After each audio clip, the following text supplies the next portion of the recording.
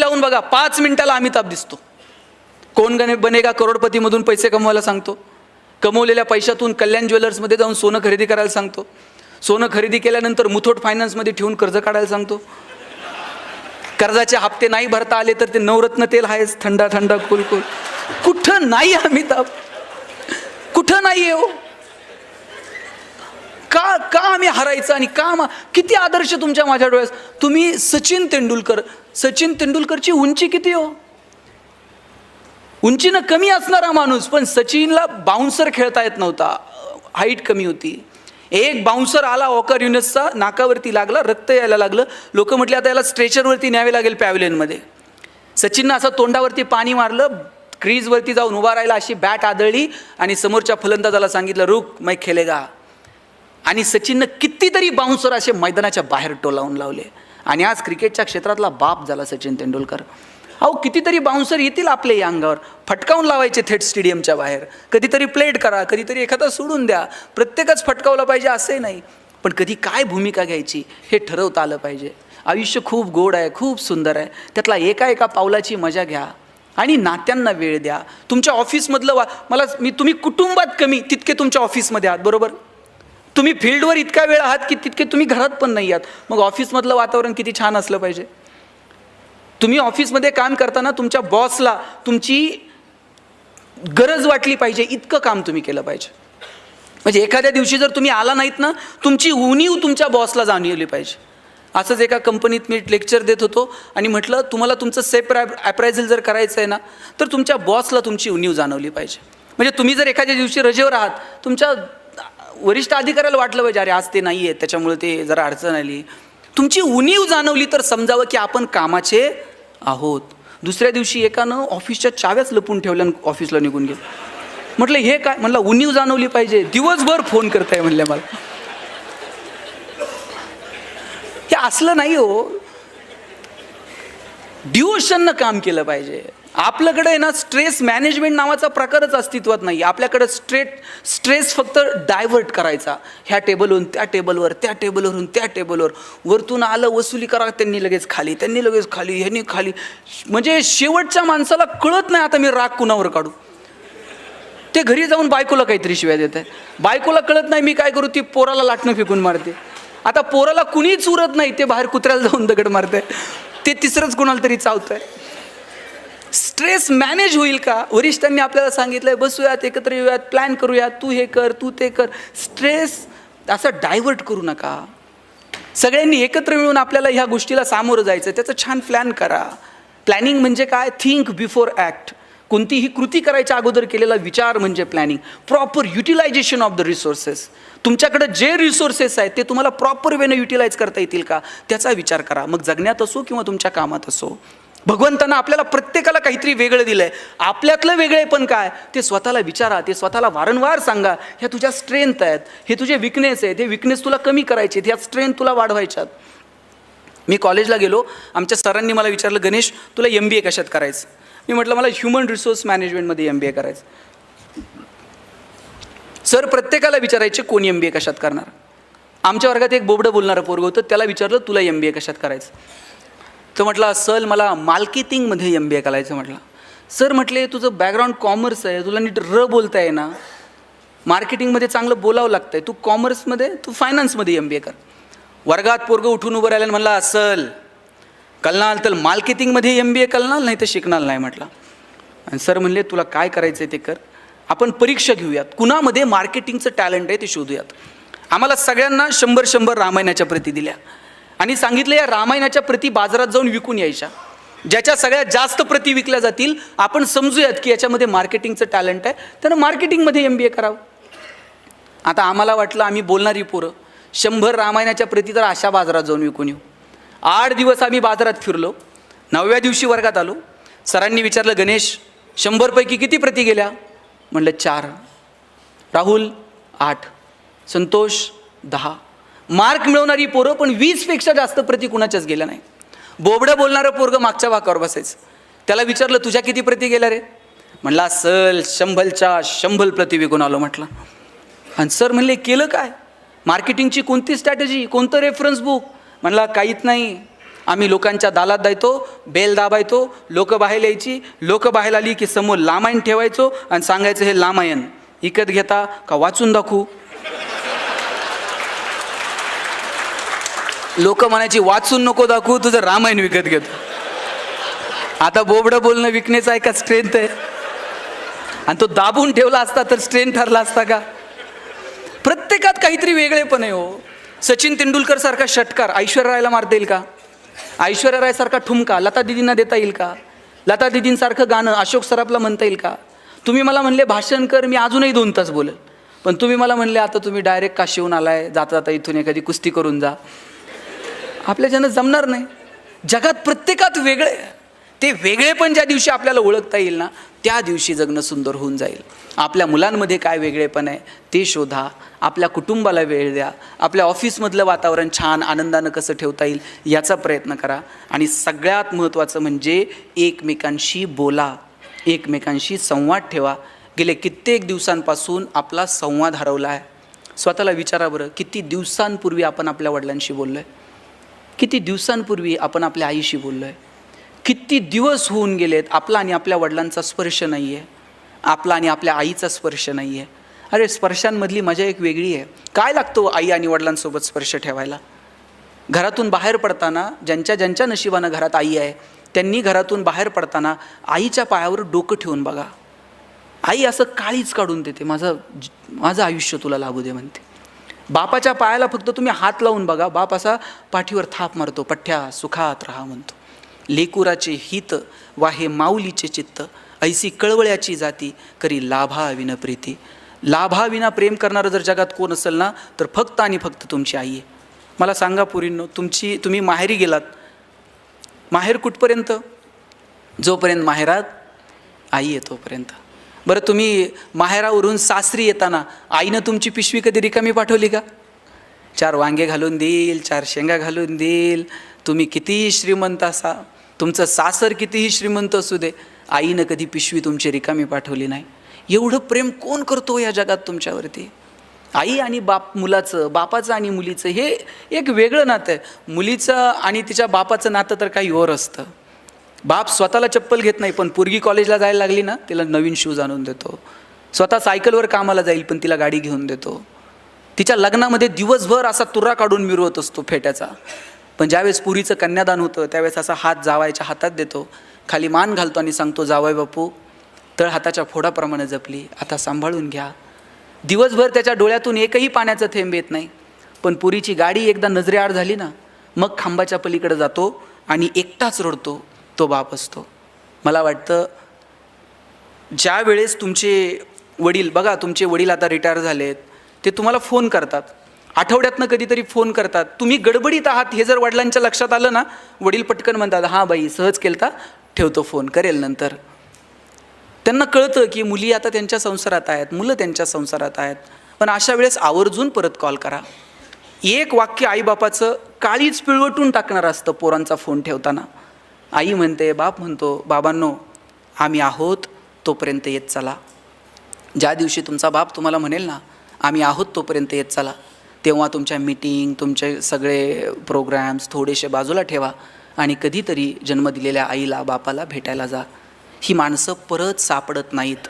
वर्षश्राद्धाला कितीही गाव जेवण घातलं आणि कितीही मोठे फ्लेक्स लावले आणि तुम्ही देवाला म्हटलात खूप पाहुणे जमलेत, गेलेल्या बापाला, गेलेल्या आईला 5 मिनिटासाठी पाठवा, परत पाहता येत नाही.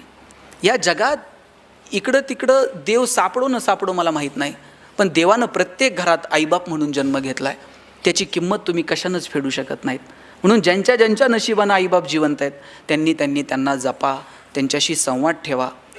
घरातली म्हातारी माणसं ट्यूबलाईट इतका प्रकाश देत नाहीत, पण त्यांचं देव घरात निरंजनासारखं तेवत राहणं महत्त्वाचं असतं. ते विझून गेलं ना मग त्या लोकांची किंमत कळायला लागते. आपण खूप सकारात्मक जगणारी माणसं आहोत. लग्नाला ज्यावेळेस 7 फेरे घेतो त्यावेळेस आपण शपथ घेतो, त्यावेळेस आपण प्रतिज्ञा करतो 7 जन्म आता मी तुझाच आहे म्हणून. तुम्हीसुद्धा वडाच्या पौर्णिमेला जाता की नाही? आणि काय म्हणता वडाला? किती जन्म? 7 जन्म. त्या आजीला त्या म्हणायच्या जन्मोन जन्मी. आता तुम्ही 7 जन्म म्हणताय. व्हॅलिडिटी आपली थोडी थोडी कमी होत चाललेली आहे. ते वडाचं झाड तुम्ही लावलं आहे खरं, पण आता हे पोस्टरपुरतीच वडाची झाडं उरलीत. खेड्यापाड्यात अजून आहेत. पुण्यात वटसावित्रीच्या पौर्णिमेला वड सापडत नाही, फांद्या विकाव्या लागतात आणि त्या फांदीला दोरा गुंढाळावा लागतो. याच्या पलीकडं सांगतो, फांदी पण मिळाली नाही. परवा एका बाईनं वहीवर चित्र काढलं आणि वहीला दोरा गुंडाळला आणि म्हणले 7 जन्म हाच नवरा मिळू दे. किती सगळं बदलत चाललेलं आहे. मला सांगा, आपण सकारात्मक जगतो, आपण ठरवतो 7 जन्म आम्ही जोडीदार आहोत. आपल्याला माहीत आहे का हो आपल्यातलं कोण आधी जाणार आहे? कुणीतरी एक जण थांबणार आहे, कुणाला तरी एकाला थोडंसं मागं राहावं लागणार आहे.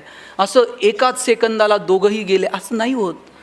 ज्या वेळेस, लक्षात ठेवा, ज्या वेळेस आई जाते वडील राहतात, वडील जातात आई राहते, त्यावेळेस जो एक माणूस राहतो ना, तो आतून पूर्णपणे पोखरलेला असतो, पण तो दाखवत नाही मुलाबाळांसाठी, नातवांसाठी.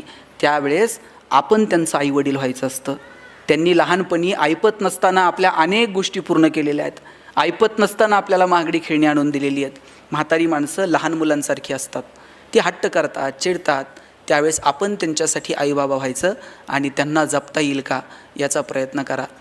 आई आणि वडील ह्या कुठल्याही बाजारात न मिळणाऱ्या गोष्टी आहेत, म्हणून त्यांना जपा. आईवडिलांनीसुद्धा मुलांना भरभरून वेळ द्या. मुलं सगळीच वेडी आहेत किंवा मुलं सगळीच कृतज्ञ आहेत असं नाही आहे. आईवडिलांनीसुद्धा मुलांना वेळ द्यावा, त्यांच्याशी बोलावं. फक्त त्यांच्यासाठी कोट्यावधी रुपये ठेवून कमवण्याच्या फंदात पडू नये. तुम्ही कितीही कमवा आणि पोरगं जर नालायक असलं ना, 2 दिवसात उडवत आहे साहेब. त्याच्यामध्ये कमवण्याची लायकी निर्माण करता येईल का याचा विचार करा. पैसे कमवू नका या मताचा मी नक्कीच नाही, पण आमचे वडील सांगतात, वाईट मार्गाने मिळवलेले पैसे म्हणजे प्रेतावरची फुलं आहेत, हसूही देत नाहीत आणि रडूही देत नाहीत. चांगल्या मार्गानं जेवढं कमवता येईल तेवढं कमवा. सगळ्यांना त्याचा आनंद आपल्या येणाऱ्या पिढीला मिळेल का याची काहीतरी तजबीज लावून ठेवा. तुम्ही मृत्यूपत्र लिहिता, मृत्यूपत्रात आपण लिहितो मुलाला 2 एकर, मुलीला 2 एकर, मुलाला 2 लाख, मुलीला 2 लाख, हे सगळं लिहून ठेवता. मृत्यूपत्रात एकच गोष्टीचा उल्लेख नसतो आणि तो म्हणजे स्वतःसाठी काही ठेवून जात येतं का? असं म्हणतो का आपण की हे एवढं 2 एकर ह्याला द्या, 2 एकर त्याला द्या, उरलेलं 10 एकर माझ्याच नावावर ठेवा? आणि तुम्ही सांगून पण कोण ठेवतं आहे का? नाही. त्यामुळं इथून काहीच घेऊन जाता येणार नाही आहे. जे आहे त्याची मजा घेऊ, जे आहे त्याचा आनंद घेता येईल का, मला वाटतं याचा विचार करा. मुलांना वेळ द्या भरभरून. आत्ता तुमची मुलं लहान आहेत ना, त्यांना ज्ञानोबा समजून सांगा, त्यांना तुकोबा समजून सांगा, त्यांना छत्रपती शिवराय, छत्रपती संभाजीराजे समजून सांगा, अहिल्याबाई समजून सांगा. अभ्यासाच्या पलीकडे जाऊन या पोरांशी, अभ्यास सोडून आपण ह्या पोरांशी काही बोलतच नाही. तो मी म्हणत नाही पोरांनी मार्क पाडू नयेत, पण त्या मार्कांच्या पलीकडे जाऊन आईबाप म्हणून कधीतरी काही वेगळा संवाद मुलांसोबत साधा. पोरांमध्ये ते बळ निर्माण करा. ॲलॉन मस्कचं एक भाषण आत्ता येताना ऐकत होतो. ॲलॉन मस्क त्याच्या भाषणात सांगत होता, 2050पर्यंत आम्ही विमानाचे प्रवास बंद करू आणि रॉकेटचे प्रवास सुरू करू. रॉकेट लॉन्च करता येतं, आम्ही आता लँड करू. ॲलॉन मस्क सांगत होता, आम्ही अशी घरं तयार करत आहोत, त्या घरांच्या भिंती सोलर पॅनलच्या असतील, ते घर स्वतःची एनर्जी स्वतः क्रिएट करेल. तो सांगत होता, आम्ही असे रस्ते तयार करत आहोत, त्या रस्त्यांवरून गाड्या धावतील आणि आपोआप त्यांची बॅटरी चार्ज होईल. जगातली पोरं काय विचार करतायत? आम्ही कुठं आहोत? आमच्या डोक्यात अजून पण तेच आहे, मीटरमध्ये कुठून वायर घालायची, कुठं काय करायचं, आणि आकडा कसा टाकायचा, आणि पकडल्यानंतर परत कुणाला फोन लावायचा. कुसले विचार आहेत? आमची पोरं का व्यापक विचार करू शकत नाही? का आमच्या पोरांना वाटत नाही संशोधनात यावं, नवीन जगाशी आम्ही स्पर्धा करावी? ती स्वप्न आपण आपल्या लेकरांना दाखवली पाहिजेत. तो मोठा विचार आपण आपल्या पोरांना दिला पाहिजे आणि त्याच्यासाठी मुलांना भरभरून वेळ द्या, मुलांसोबत स्पर्श ठेवा. आजही तुम्ही घरी गेलात आणि आईनं जवळ घेतलं, बरं वाटतं की नाही? आईनं गालावर ओठ लावले, बरं वाटतं की नाही? सगळ्या प्रवासाचा शीण संपून जातो. पण आता मी बघतो बायका लिपस्टिक पुसेल म्हणून पोरांना फ्लाइंग किस द्यायला लागल्या, त्यांचा स्पर्श नाही. 2-2, 4, 10-10, 12-12 वर्षाची मुलं होईपर्यंत बापाच्या पायावर पाय टाकून झोपत होती.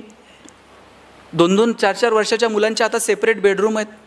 जुन्या काळात आईबापाला शरीराचे धर्म नव्हते का? पण त्यांनी ते जोपासत असताना ठराविक वयापर्यंत मुलांचे स्पर्श तुटू दिले नाहीत. आता 2-2 वर्षाच्या मुलांचे जर सेपरेट बेडरूम असतील, त्यांनी नाही ना म्हातारपणी आपला बेड गावाच्या बाहेर काढला. मॅडम, आम्ही पुण्यात शिकायला आलो. आमची आई आम्हाला नगरवरून जेवणाचा डबा पाठवायची आणि सकाळी 9:30 वाजता शिवाजीनगरच्या स्टँडला आमचा जेवणाचा डबा यायचा. नगरवरून पुण्यात जर जेवणाचा डबा सकाळी 9:30 वाजता येत होता तर 6च्या गाडीनं डबा दिला असेल. 6च्या गाडीला जर आईचा डबा तयार होता, आई 4 वाजता उठली असेल, पीठ मळलं असेल, भाकर थापली असेल, तिच्या हाताचा स्पर्श पिठाला झाला असेल. 2 वर्षात चतकोरसुद्धा भाकर आम्ही कधी फेकून दिली नाही, कारण आई सकाळी उठून आमच्यासाठी डबा करून पाठवते. आणि डबे काय, डबे कसे यायचे हो? डबे फडक्यात यायचे आणि फडक्यात चिठ्ठी असायची, पोरांनो डबे खा, फडके जपून ठेवा. फडके जपून ठेवायचे.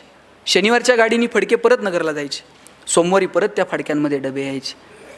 त्याच्यामुळं डबा जपण्याची जी सवय लागली आहे ना, ती तेव्हापासून लागलेली आहे. अरे कुणीतरी आपल्यासाठी करतं, त्याचा आदर ठेवला पाहिजे. आता तुम्ही पोरांचे डबे चेक करा, Maggi, noodles, Kurkure, pastries, biscuits, विकत आणलेले प्रोडक्ट पोरांच्या डब्यात असतात. आणि अजून जर पगार वाढले ना, बायका 100ची नोट टाकून देणार पोराच्या डब्यात.